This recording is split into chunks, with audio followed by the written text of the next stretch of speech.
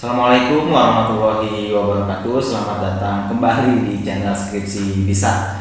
Bagi kalian yang belum subscribe channel ini, silahkan untuk di subscribe terlebih dahulu agar kalian bisa mendapatkan video-video terupdate dari channel ini yang akan bermanfaat bagi kalian, khususnya bagi mahasiswa. Nah, di kesempatan video kali ini saya akan mencoba menjawab beberapa pertanyaan lagi yang sudah masuk ke komentar di Q&A kami. Lumayan banyak ya pertanyaannya ya, tapi saya akan mencoba jawab di sini ya. Ini adalah Q&A yang ketiga ya, yang ketiga. Nanti kalau teman-teman ingin bertanya lagi silahkan ya, saya akan tetap buka sampai dengan akhir bulan ini Q&A. Nanti segmen ini akan diadakan sebulan sekali. Oke. Pertanyaan dari Surya Widya dulu ya. Mas, saya mau tanya, waktu saya melakukan uji heteroskedastisitas dengan uji Gletser, ada satu variabel yang nilainya kurang dari 0,05. Bagaimana mengatasinya ya? Nah, ini artinya terdapat gejala heteroskedastisitas sehingga tidak bisa atau tidak memenuhi syarat untuk dilakukan regresi. Nah, untuk Mbak Surya ada beberapa cara dalam memperbaikinya, dan ini karena memang di sesi ini saya hanya memberikan gambaran saja. Setelah ini saya akan buatkan tutorialnya khusus bagaimana mengatasi gejala heteroskedastisitas. Maka dari itu kepada Mbak Surya untuk terus stay tune ya di channel ini dan pantau terus updatekan videonya. Mudah-mudahan tidak lama lagi saya akan uploadkan tutorialnya supaya lebih jelas lagi. Itu ya Mbak Surya ya. Nah, kemudian ada dari Ayunda Sari. Min Amin. Aku pengen nanya, sampel kurang lebih ada 65, tapi dia tidak berdistribusi normal. Sudah diatasi dengan transformasi data dan outlier, tetap tidak normal. Mohon solusinya. Oke, kalau nggak salah saya sudah pernah buat cara mengatasi data yang tidak normal. Nanti tolong dicek lagi. Saya akan coba perbarui lagi caranya yang terbaru ya. Nanti bisa dipantau lagi. Mbak Ayunda, perhatikan aja nanti updatean di channel ini. Saya akan buatkan tutorialnya, tidak menggunakan transformasi atau outlier ya. Tapi sebelumnya saya pengen tahu dulu nih Mbak Ayunda, data yang Mbak Ayunda gunakan apa? Data panel, time series atau cross section atau seperti apa ya, biar saya lebih jelas lagi dalam membuat tutorialnya. Oke, itu ya Mbak Ayunda Sari. Lalu pertanyaan berikutnya adalah dari Belia Natasha. Belia atau Belia nih bacanya? Mbak Belia. Selamat malam. Wih, ini malam tadi kayaknya nih. Saya Belia Natasha dari Universitas Matana, mahasiswa tingkat akhir. Semoga cepat lulus ya. Saya mau tanya cara uji validitas dan reliabilitas variabel dummy bagaimana ya? Mohon untuk dibantu jawab ya Pak. Terima kasih. Oke, di sini kan artinya mencari data atau pertanyaan-pertanyaan itu berbentuk kategori iya atau tidak. Nah, saya pengen tahu dulu jenis pertanyaannya bagaimana. Contoh, oh ya di sini masih ada lagi nih lanjutannya. Variabel X gender. Oke. Kalau misalnya contohnya ya, gender itu kan mencari tahu apakah pria atau wanita. Nah, itu tidak perlu diuji validitas dan reliabilitas. Itu udah pasti gitu ya.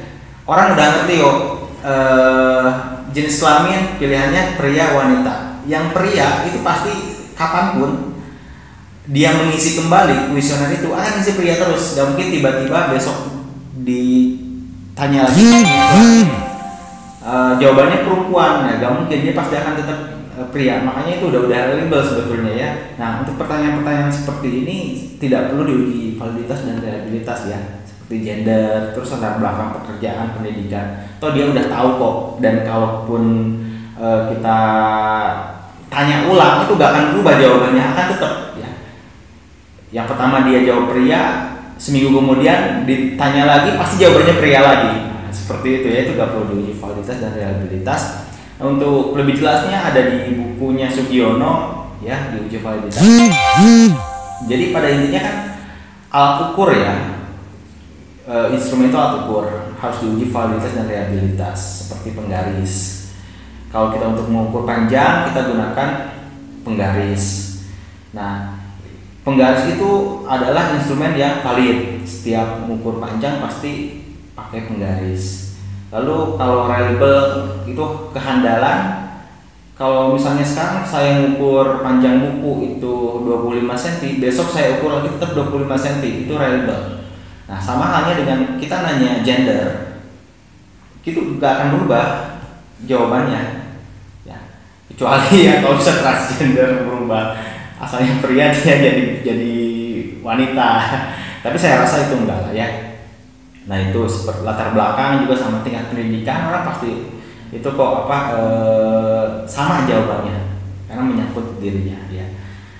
Itu ya Mbak Belia. Lalu untuk cara olah datanya untuk variabel X dan Y-nya ini variabel dummy, sudah ada tutorialnya ya. Kalau Y-nya itu masih variabel, masih data skalanya itu masih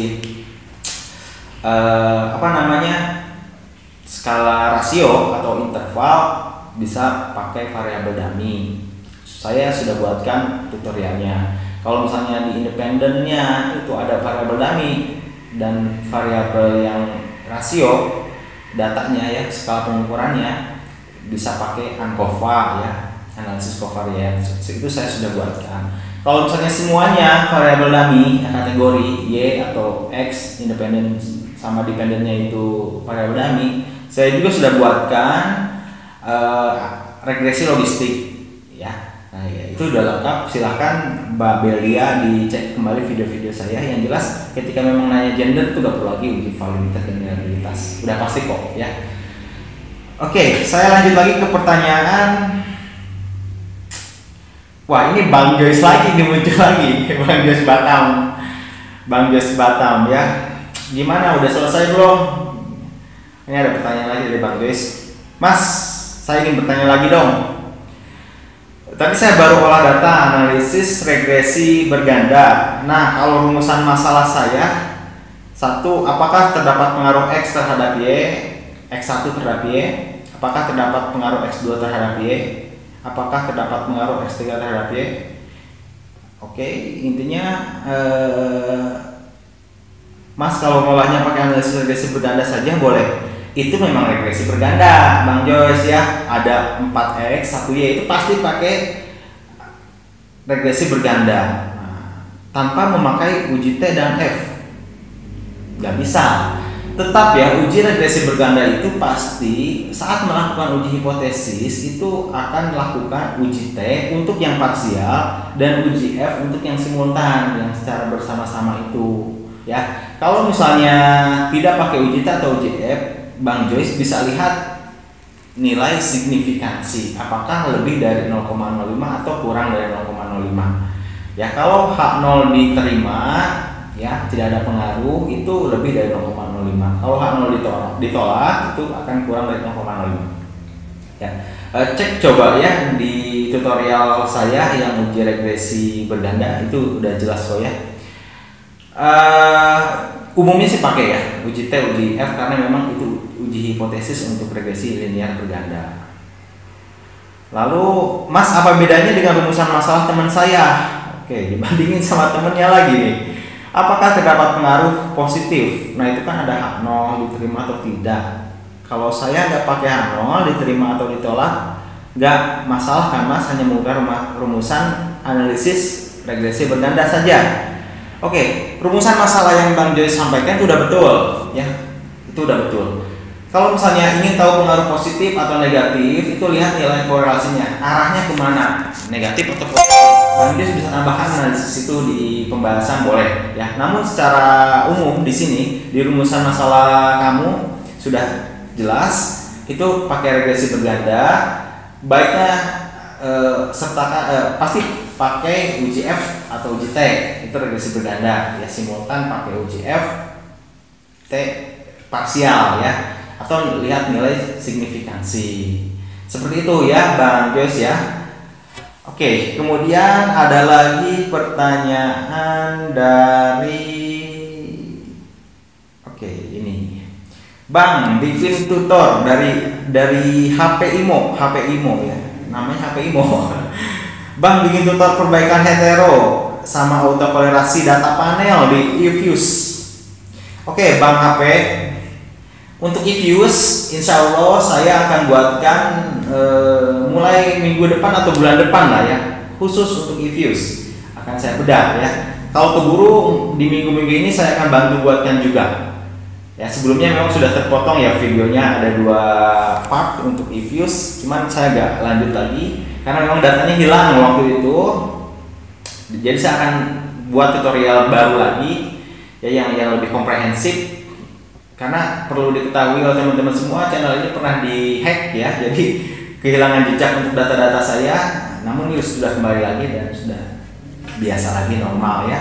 Jadi mohon dukungannya untuk terus pantengin channel ini, di subscribe bagi yang belum subscribe, dan di share kepada teman-teman lain yang mungkin ini akan bermanfaat dan teman-teman yang lain membutuhkan channel ini. Oke, pertanyaan terakhir dari Coco Wafer, makanan nih.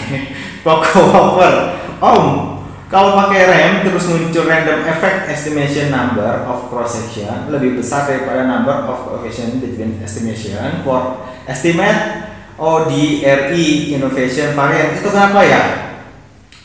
Mohon bantuannya. Oke, ini berarti pakai eFuse ya. Nanti saya akan jelaskan deh ya ini ya di video khusus lagi untuk yang random effect.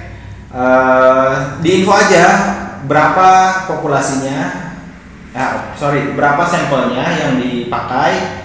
Nanti kenapa bisa seperti ini saya akan jelaskan. Oke ya Bang Coco Wafer. Nah, saya rasa itu aja teman-teman semua.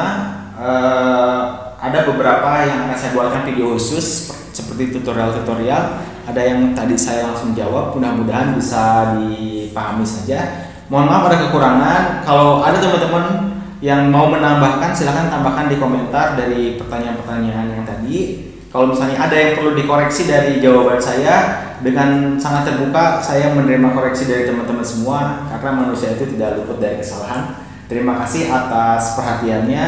Jangan lupa subscribe. Ditunggu lagi pertanyaan dari teman-teman, mudah-mudahan bisa membantu.